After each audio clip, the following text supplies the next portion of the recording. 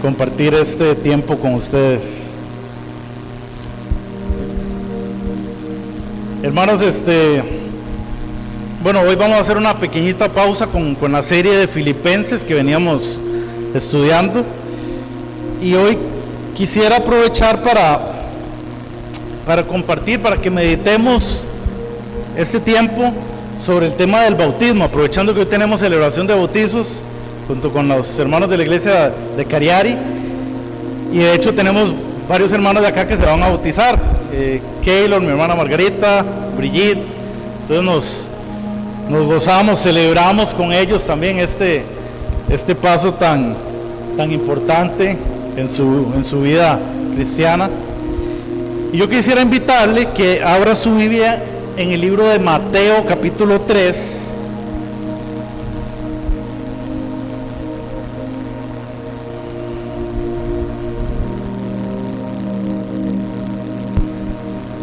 Mateo 3, del verso 13 en adelante.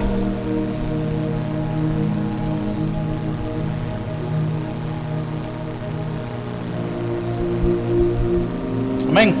Dice así la palabra del Señor: entonces Jesús vino de Galilea a Juan al Jordán para ser bautizado por él. Mas Juan se lo oponía diciendo: yo necesito ser bautizado por ti, y tú vienes a mí. Pero Jesús le respondió: deja ahora, porque así conviene que cumplamos toda justicia.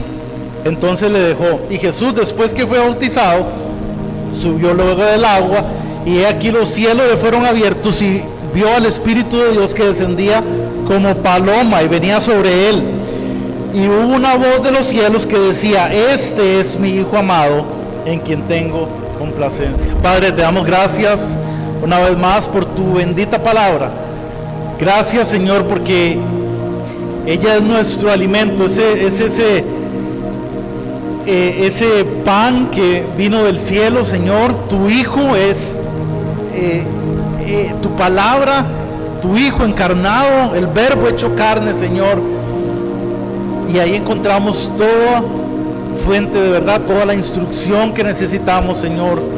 La encontramos en esta palabra, en estas escrituras. Queremos pedirte que abra nuestro entendimiento en esta hora, que nos permita, Señor, entender, atesorar el mensaje que tienes para nosotros, pero sobre todo que lo podamos poner en práctica en nuestra vida.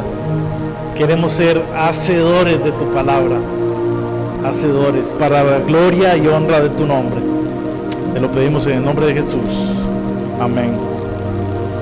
Hermanos, este pasaje que recién leímos, yo sé que es bastante conocido, ¿verdad? Es cuando Jesús, o más bien antes de Jesús iniciar su ministerio ya públicamente acá en la tierra, lo primero que él hace es que él va donde Juan el Bautista, que estaba allá en el Jordán bautizando gente, y él va con Juan para él mismo ser bautizado por Juan. Esa historia es conocida, ¿verdad? Y esos pocos versículos, ese pasaje que leímos, narra y resume como lo que pasó en ese momento cuando Jesús llega con Juan y es bautizado. Esa parte es conocida. Pero antes de enfocarnos tal vez yo quisiera hablar algunas cosas. Mencionar un poquito el bautismo a la luz de la palabra, hablar del bautismo de Jesús. Pero antes quisiera mencionar sobre Juan, digamos, sobre el rol que estaba cumpliendo Juan ahí en ese momento. Y es interesante, hermanos, y es importante que nosotros tengamos presente el contexto del tiempo, del momento en que Juan estaba ahí bautizando gente en el Jordán. Habían pasado 400 años aproximadamente en que Dios había guardado silencio hacia el pueblo de Israel. En todos los profetas del Antiguo Testamento, todas las profecías mesiánicas, todas apuntaban a Jesús, apuntaban al Mesías, señalaban, anunciaban ese Mesías que iba a venir en el futuro, que iba a redimir al pueblo escogido por Dios. Y todos los profetas anunciaban ese Mesías que iba a venir. Pero después de Malaquías, con Malaquías se cierra ese canon, se cierra esa era, digamos, de profetas, y a partir de ahí Dios guarda silencio, y pasan 400 años en que el pueblo de Dios no recibe más, no escucha más la voz de Dios. No hay, Dios no llama a nuevos profetas para dar nuevas instrucciones. Entonces esa promesa del Mesías que iba a venir era como algo muy lejano en el futuro, porque Dios no les había dicho cuándo iba a pasar eso, solamente había dicho que iba a pasar en algún momento. Pero ya habían pasado 400 años, imagínense, 4 siglos, eso es mucho tiempo, es mucho tiempo. Entonces ya ellos estaban viendo como cada vez más lejano el cumplimiento de esa promesa, y aparece Juan el Bautista. Dios levanta a Juan, Dios llama a Juan, lo unge, lo prepara, lo llama para esta labor específica, lo levanta como profeta, y el mensaje de Juan es: arrepiéntanse porque el reino de Dios está cerca. Arrepiéntanse. Es decir, Juan lo que estaba diciendo es el mensaje, lo que los profetas anunciaron hace siglos, ya está a la vuelta de la esquina. Ya el Mesías ya viene, ya está cerca. Arrepiéntanse, prepárense, allanen el camino, preparen el camino, porque ya está cerca el cumplimiento de esa promesa. Entonces Juan se levanta, por supuesto con la autoridad de Dios, para traer ese mensaje de arrepentimiento, de limpieza, de pureza, de preparación, porque ya el Mesías está cerca. Vean cómo lo dice Juan. Vamos un momento a la carta de Juan, capítulo 1. Juan menciona algunos detalles adicionales.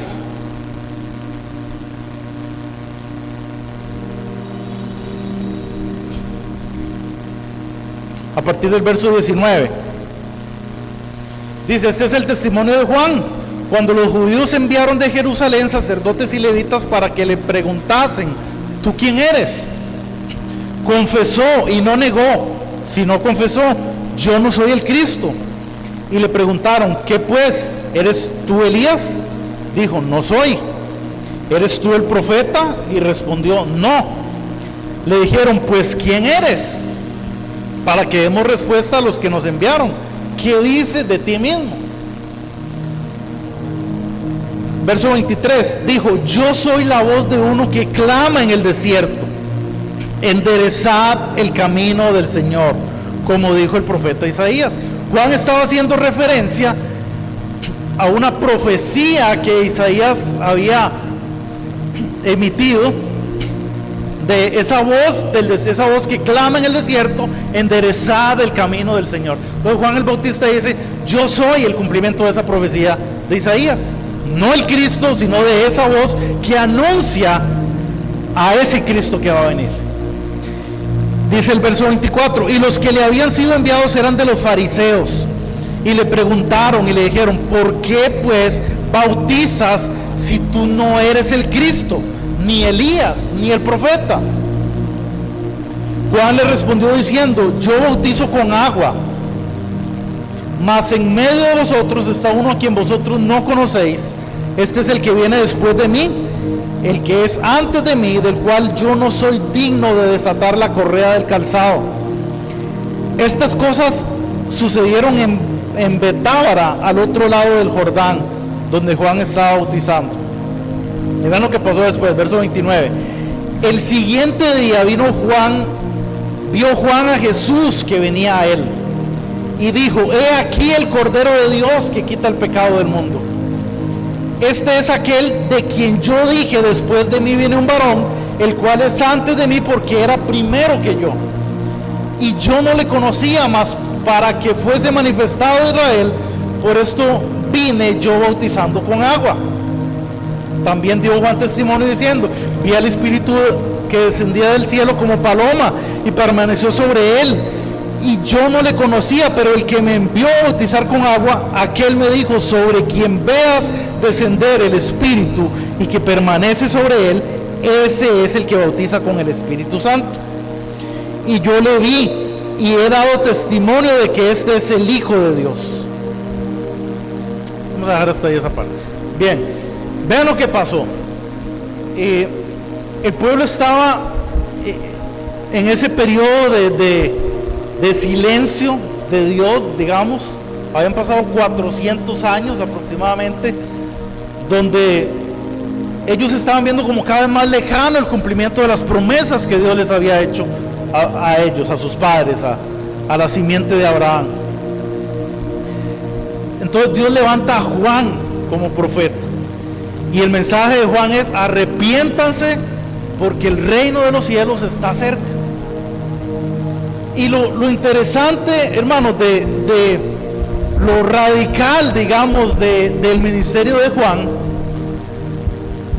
no era, había muchas cosas raras con Juan. Dice que él se vestía con pieles de animales, y vivía ahí en el desierto y comía langostas, y aparte de esas cosas extrañas de Juan, lo radical, lo más sorprendente de Juan no era ni siquiera el mensaje, sino era lo que él estaba haciendo ahí. Estaba bautizando gente, bautizando judíos. Y lo sorprendente de esto es que en la tradición judía había un tipo de bautismo, pero no era para los judíos, era para gentiles que querían convertirse al judaísmo. Era un bautismo para incorporarlos como parte del judaísmo, digamos. Era un bautismo proselitista. Entonces, la tradición judía decía que la simiente de Abraham, ¿verdad? Solo el pueblo de ellos eran eran el pueblo del Señor. Todos los gentiles eran todos los extranjeros, todos los que no pertenecían al pueblo de Dios. Entonces, si algún gentil creía y abrazaba las doctrinas de los judíos, ellos podían ser integrados, digamos, dentro del pueblo judío, pero tenían que cumplir una serie de rituales, de requisitos para poder ser parte del pueblo judío, digámoslo así. Tenían que cumplir varias cosas, y una de ellas era precisamente este bautismo proselitista, que tenían que pasar un ritual, digamos, como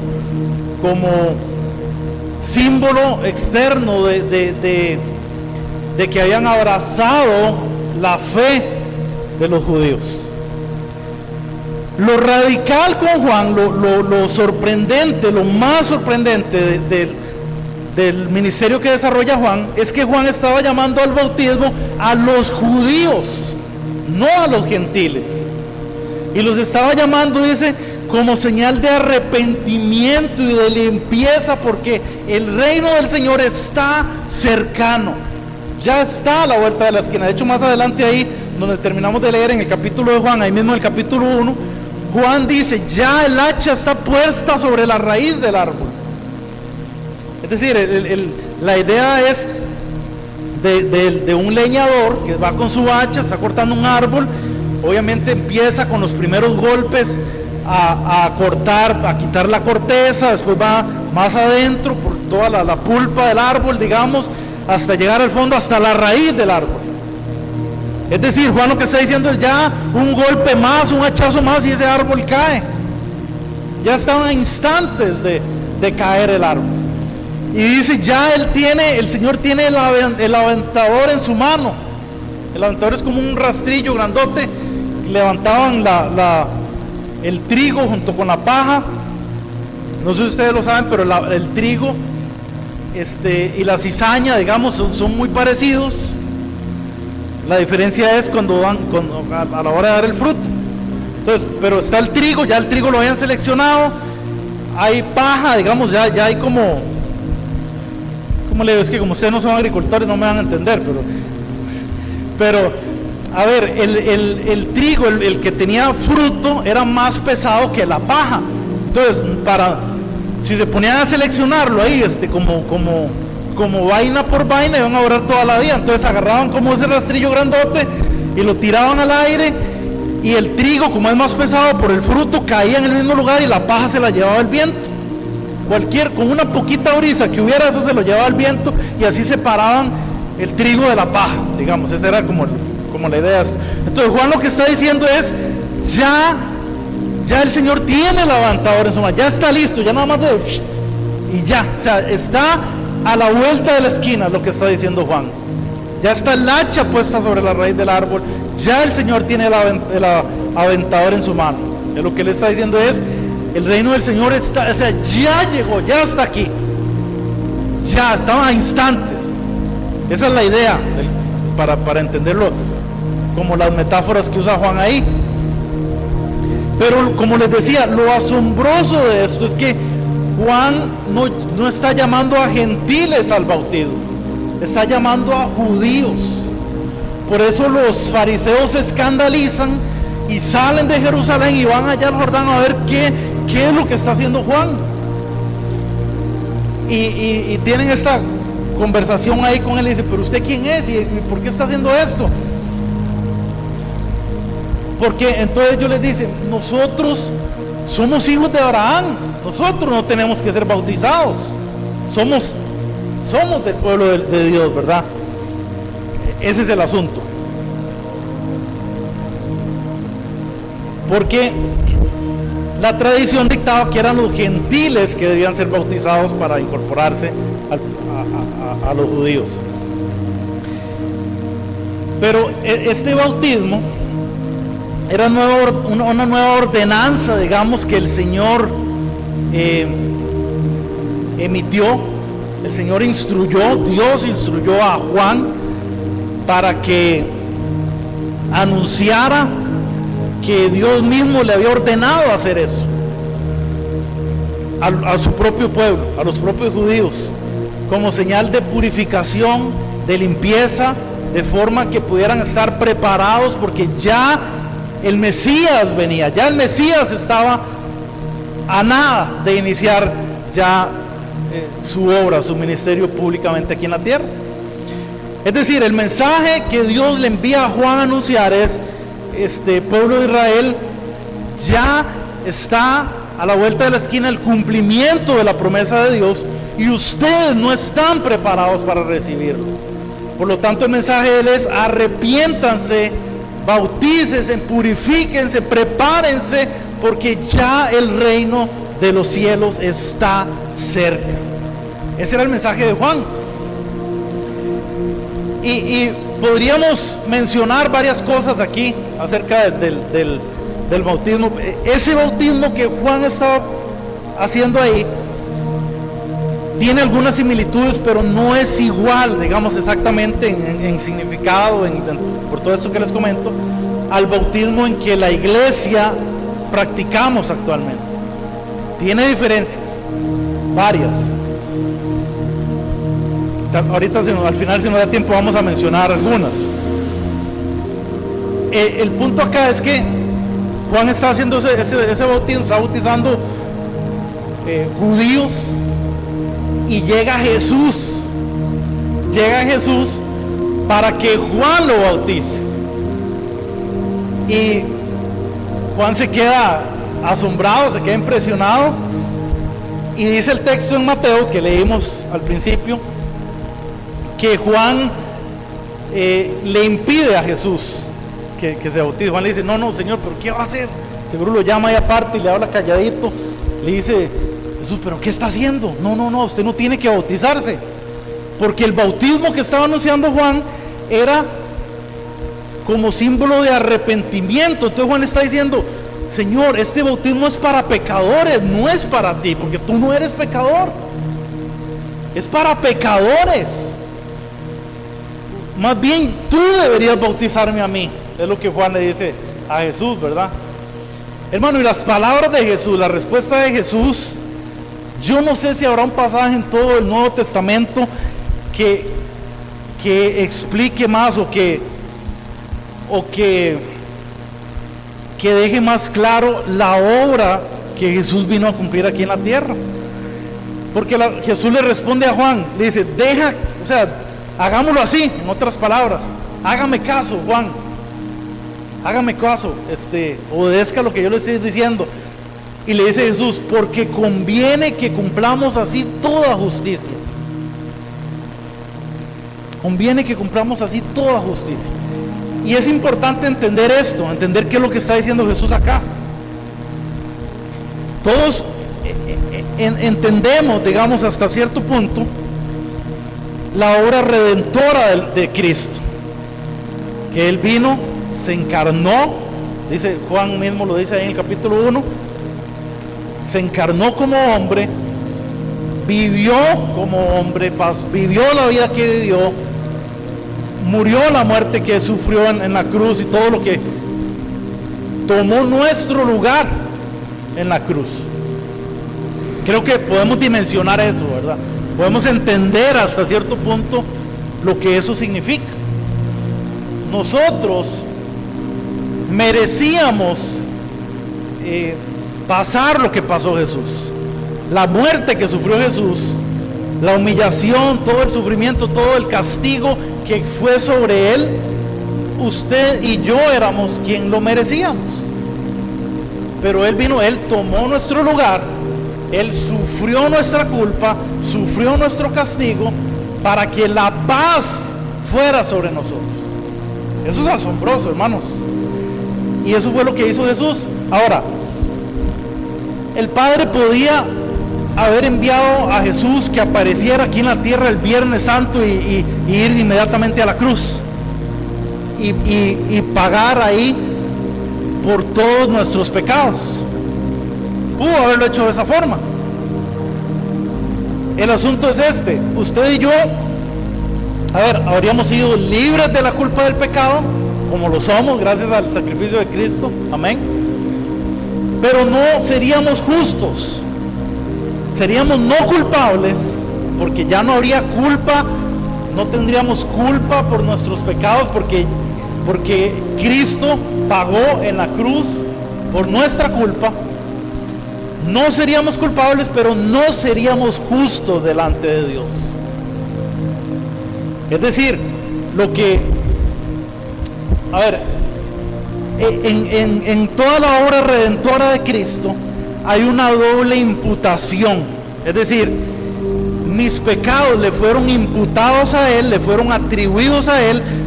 Por decirlo de otra forma, mis pecados fueron cargados a la cuenta de Jesús. Eso es una imputación, atribuir a alguien más las obras de otra persona. Pero hubo una doble imputación. Pero la justicia de Cristo fue imputada a mí. Es decir, mis pecados le fueron atribuidos a Él y su justicia me fue atribuida a mí. Y esa justicia, esa justicia Cristo la ganó por la vida de obediencia que Él vivió acá.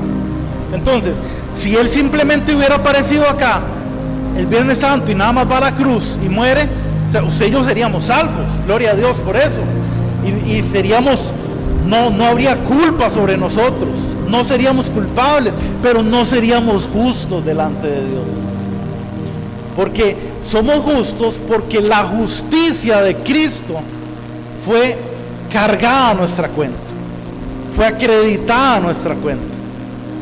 Por eso es que hay esa doble imputación. Hermano, entonces cuando Juan le dice a Jesús, Señor, pero ¿cómo usted viene a que yo lo bautice? Y más bien tú deberías bautizarme a mí. Y Jesús le dice, Juan, deja que lo hagamos así, porque conviene que así cumplamos toda justicia. Hermanos, la vida de Jesús, o más bien con la vida de Jesús, la vida de obediencia que Jesús vivió,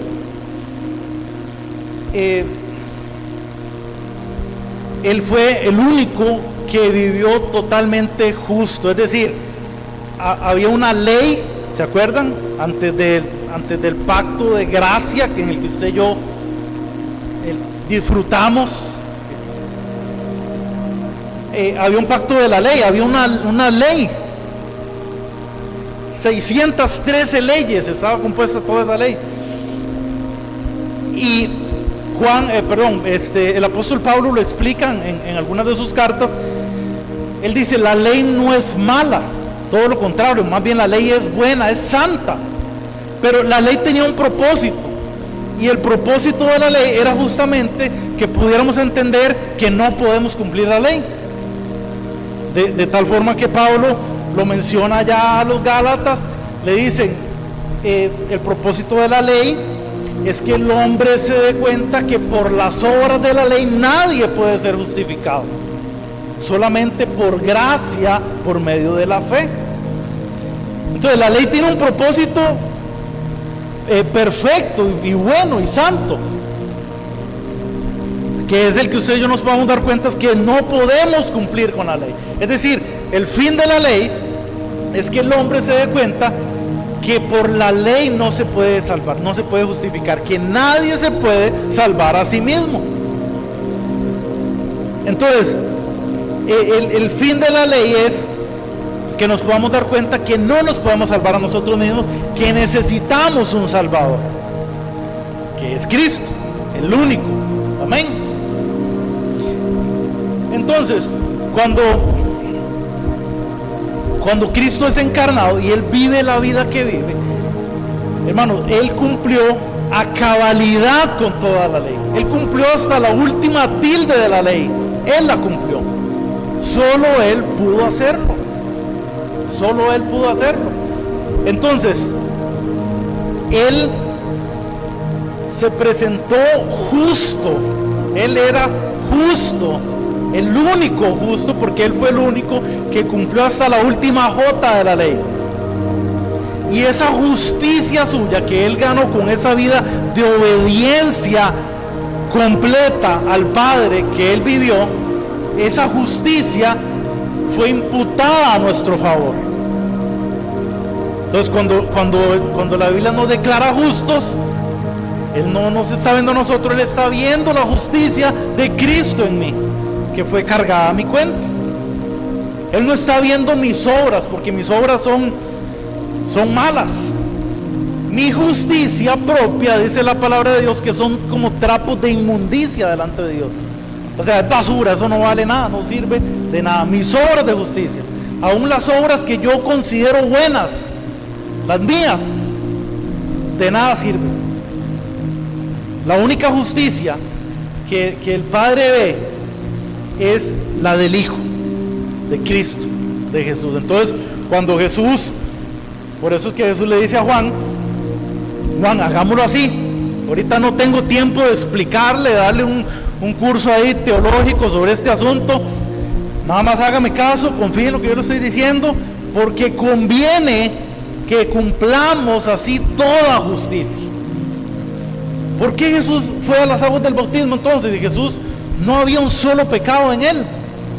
Y Juan estaba llamando a la gente del bautismo, estaba llamando a pecadores a bautizarse. Bueno, porque Jesús, como en su rol de Mesías, Él vino a representarnos, a representar al pueblo de Dios delante del Padre. Entonces, si al pueblo de Dios se le ordenaba que tenía que cumplir con 613 leyes, Jesús tenía que cumplir con 613 leyes. Si al pueblo de Dios ahora se le pedía que tenía que bautizarse en agua, entonces Jesús tenía que ir a bautizarse en agua, no por Él, sino en representación del pueblo al que Él venía a representar, valga la redundancia. Por eso es que Jesús dice, conviene que cumplamos así toda justicia, toda justicia. Si Jesús no hubiera hecho todas esas cosas, no hubiera obedecido a cabalidad con toda la ley, otra vez, usted y yo no seríamos culpables, pero no seríamos justos. No seríamos. Entonces, vean que la redención es completa, hermanos. La redención no fue solamente quitar la carga de nuestros pecados, la culpa a causa de nuestro pecado, sino que además se nos otorgó, se puso a nuestro favor, se nos cuenta como nuestra la justicia de Cristo. Las obras suyas, los méritos de Cristo son contados a mi favor y al suyo. No por nuestros méritos, por los suyos. Por eso Pablo dice allá en Efesios, hablando de la salvación, dice: no es por obras para que nadie se gloríe, es por gracia por medio de la fe. Bueno, sí es por obras, pero por la obra de Cristo, no por la suya ni la mía. Entonces, este tema del bautizo, hermanos, es asombroso, porque hay que entender, cuando Juan estaba bautizando ahí, que todo el contexto, ¿verdad?, lo que estaba pasando. Inicialmente era para los gentiles. Dios entonces le da la instrucción a Juan de que llame a los judíos a bautizarse, a arrepentirse, a ponerse en orden, porque ya el reino del Señor está cerca.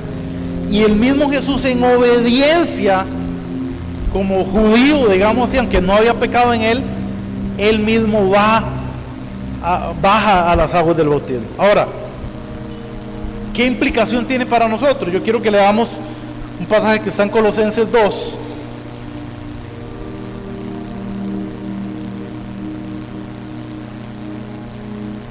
Colosenses 2:8.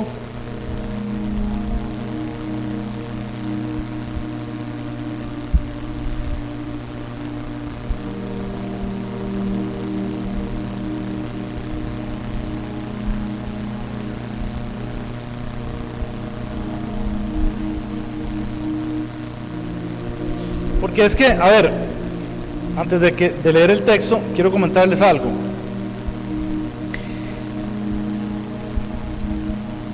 Dios siempre, a lo largo de la historia, Dios se ha relacionado de diferentes formas con el hombre. Ha habido diferentes pactos, ¿verdad?, de Dios con el hombre en diferentes épocas. Y cada pacto de Dios con el hombre ha tenido una señal externa, como justamente como símbolo, como evidencia de ese pacto. Entonces, por ejemplo, ¿usted se acuerda cuando Dios envía el diluvio? Envía el diluvio, bueno, todos conocemos la historia. Al final, Dios hace un pacto con Noé. ¿Se acuerda? Dios hace un pacto y le hace una promesa, y le promete que nunca más va a destruir la tierra con agua. Y es un pacto de Dios con el hombre. Y hay un símbolo, hay una señal de ese pacto, una evidencia visible de ese pacto de Dios para con el hombre. ¿Cuál es? El arco iris en el cielo. Entonces, cuando vemos el arco iris en el cielo, nos acordamos del pacto que Dios había hecho con Noé. Cuando Dios llama a Abraham, lo escoge, y Dios hace un pacto con Abraham y con la simiente de Abraham, hay una señal o hay una evidencia visible de ese pacto, de esa promesa, que es la circuncisión. Y por siglos, digamos, fue de esa forma. Pero cuando viene Jesús y se encarna y pasa todo esto que hablamos, se va al Jordán para que Juan lo bautice, e inicia públicamente el ministerio de Jesús, y toda la vida, muerte y resurrección de Jesús, a partir de ahí, Dios hace un nuevo pacto con el hombre. De hecho, el mismo Jesús, cuando celebramos, por ejemplo, la Cena del Señor, lo hacemos en obediencia también a la ordenanza que el mismo Jesús instruyó. ¿Se acuerdan? La noche antes de ser entregado, dice que Él partió el pan, tomaron vino, partieron pan, comieron, y Jesús les decía: este es el nuevo pacto en mi sangre. Entonces, ese nuevo pacto, bajo el cual usted y yo estamos cobijados, por así decirlo, tiene una evidencia también visible. Hay una señal, hay una evidencia observable, y esa es el bautismo. Ahora, el bautismo no salva, El bautismo no nos limpia de pecados, es simplemente una evidencia externa, visible, de algo que ya Dios hizo en nuestra vida. Amén. Ese es el bautismo. Pero resulta que, allá en el primer siglo, ya Jesús había muerto, había resucitado, el evangelio se estaba extendiendo, y el apóstol Pablo tuvo que defender fuertemente la sana doctrina, porque resulta que habían judaizantes, digamos, habían personas que venían del judaísmo, que habían abrazado, habían creído, habían abrazado el evangelio de Jesucristo, pero seguían diciendo que tenían que para abrazar el evangelio de Jesús, primero tenían como que pasar por el judaísmo y luego entonces sí abrazar el evangelio de Jesús. Y como parte de ese proceso tenían que cumplir con ciertas rituales, digámoslo así, del judaísmo, y hablaban principalmente de la circuncisión. Y Pablo defiende su posición y les dice: no, es que ya eso ya no es la señal del pacto. Y vean lo que dice Pablo aquí en Colosenses 2. Pablo defendiendo esa posición. Colosenses 2:8 en adelante. Vean lo que dice Pablo: mirad que nadie os engañe por medio de filosofías y huecas sutilezas, según las tradiciones de los hombres, conforme a los rudimentos del mundo y no según Cristo. Está hablando del tema de la circuncisión y de volverse otra vez, de esclavizarse otra vez a las obras de la ley. Y dice el verso 9, dice: porque en él habita, en Cristo, corporalmente toda la plenitud de la deidad, y vosotros estáis completos en él, que es la cabeza de todo principado y potestad. Vean lo que dice, verso 11: en él también fuisteis circuncidados con circuncisión no hecha a mano,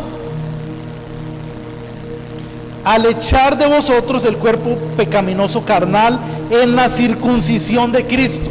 Es decir, Pablo a los romanos también Pablo les dice lo mismo, es que ya la circuncisión no es la que es hecha a mano, no es la que es físicamente en su cuerpo, no es judío el que es circuncidado en su cuerpo, sino el que es circuncidado en su corazón. Es lo que Pablo les dice allá en la carta a los romanos. Y acá les dice: porque fuiste circuncidado con circuncisión no hecha a mano.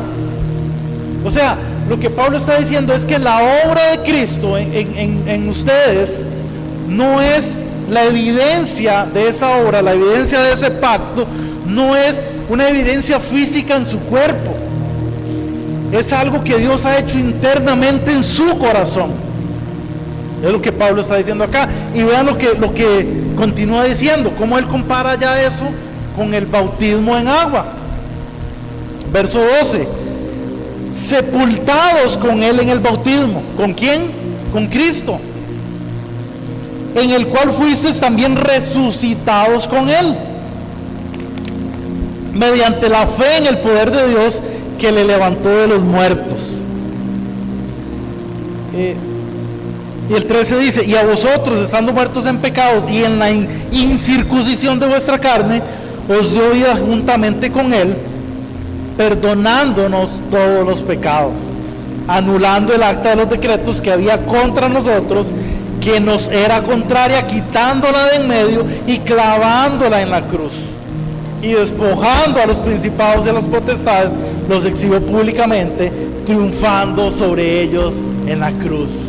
Amén. Es decir, Pablo lo está diciendo acá, ya la señal visible, la señal observable, la evidencia observable del pacto de Dios con el hombre, ya no es la circuncisión física hecha en el cuerpo. Dice: ya ustedes han sido circuncidados en el nuevo pacto por medio de Cristo. Hemos sido circuncidados no con una circuncisión hecha por mano de hombre. Es lo que Pablo está diciendo acá. La circuncisión es en el corazón. Es una obra interior que Dios ha hecho en nosotros. Amén. Y entonces Él compara, dice que el bautismo tiene ese simbolismo, ¿verdad? Compara el bautismo con la sepultura de Cristo. Hemos sido sepultados con Él cuando descendimos a las aguas del bautismo. Y para los hermanos que van a ir hoy a disfrutar, a hacer público lo que Dios ha hecho en ustedes, el bajar a las aguas del bautismo es como ese simbolismo de la sepultura de Cristo. Y después cuando salen del agua, hermanos, les prometemos que no los vamos a dejar ahí sumergidos en el agua, los vamos a sacar también. Cuando salimos de ahí, simboliza el hecho de que hemos sido resucitados también juntamente con Cristo. Amén. Entonces, y ya para ir concluyendo, para que vamos a irnos a esta celebración, hermano, el bautismo no nos limpia de pecados, no nos salva, no, pero tiene una trascendencia importantísima. Primero porque es una ordenanza del Señor, es un mandato. El mismo Señor Jesús, Él mismo fue a bautizarse con Juan, aún siendo Él puro, totalmente perfecto, sin mancha. Pero Él fue en obediencia a hacerlo. Para nosotros hoy en día, y para los hermanos que lo van a hacer, es un testimonio al mundo de lo que Cristo ha hecho en sus vidas. Es un testimonio, es una fe pública de que ustedes son de Cristo, de que Cristo ha circuncidado no su cuerpo físicamente, su corazón, ha hecho una obra en su corazón, que hemos sido sepultados juntamente con Él, como Pablo lo menciona allá en Gálatas 2:20, dice: con Cristo estoy juntamente crucificado, ya no vivo yo, Cristo es el que ahora vive en mí, y lo que ahora vivo en la carne lo vivo para la gloria del Hijo de Dios. Hermanos, la gloria es de Dios, toda la gloria es del Señor, y la vida, la muerte, toda la obra redentora de Cristo por usted y por mí fue perfecta, fue completa. Cuando el Señor, allá clavado en la cruz, con su último aliento de vida, exhaló y le dijo al Padre: Padre, consumado es. Lo gritó: consumado es. Ese consumado es tomado, es un término prestado, digamos, de las cortes judiciales, que se declaraba cuando alguien ya había pagado una deuda en su totalidad. Entonces ya decían: consumado es ya la deuda se pagó completa. Como cuando usted le da una plata al banco y usted va a pagar mes a mes, y cuando ya usted fue y pagó la última cuota, ya la deuda se pagó por completo. Entonces Jesús, cuando dijo consumado es, estaba diciendo: ya no se debe absolutamente nada, ya todo se pagó, ya todo fue cancelado por Él. Es decir, ya no hay nada, ninguna obra, ningún mérito, nada que usted y yo podamos agregar a la obra redentora que ya Cristo hizo. Por eso es que Él, con esa vida de obediencia, Él cumplió a cabalidad, hermano, toda la ley, de modo que la justicia suya fue imputada a nuestro favor. Por eso es que cuando Juan lo ve, dice: he aquí el Cordero de Dios que quita el pecado del mundo. Porque el Cordero en el antiguo pacto, en los sacrificios que ofrecían por expiación de los pecados del pueblo, la ley decía que tenían que presentar como sacrificio un corderito puro, sin mancha, un corderito perfecto, no podía tener ningún defecto. El cordero tenía que ser un corderito perfecto, sin defecto, sin mancha, Cristo, por eso Juan lo vio, dice, he aquí el Cordero de Dios, el único perfecto, sin mancha, el que padeció, que fue tentado en todo igual que nosotros, pero sin pecado, sin pecado. Y Él fue a la cruz en obediencia al Padre y por amor a usted y a mí. Y toda la obra suya, todo lo que Él ganó, ahora nos es contado a nosotros. Vean lo asombroso de esto, hermanos. Es que, a ver, el Padre cuando te ve a ti, no te ve a ti en realidad, ve a su Hijo, ve a Cristo en ti. Por eso Él nos llama justos, nos llama santos, porque Él está viendo al Hijo, Él está viendo la sangre de su Hijo en nosotros. Él está viendo a Jesús en mí y en ti. Porque toda la vida de Cristo, hermano, todo lo que Él, todos los méritos suyos, cuando el Padre nos ve, Él ve, es como que nosotros hubiéramos ganado esos méritos, digámoslo así. Porque Jesús lo hizo y los puso a nuestra cuenta. Es asombroso esto. Ve, hermanos, quisiéramos seguir hablando aquí, pero el tiempo ha transcurrido. Yo quisiera invitarle que se ponga de pie un momento.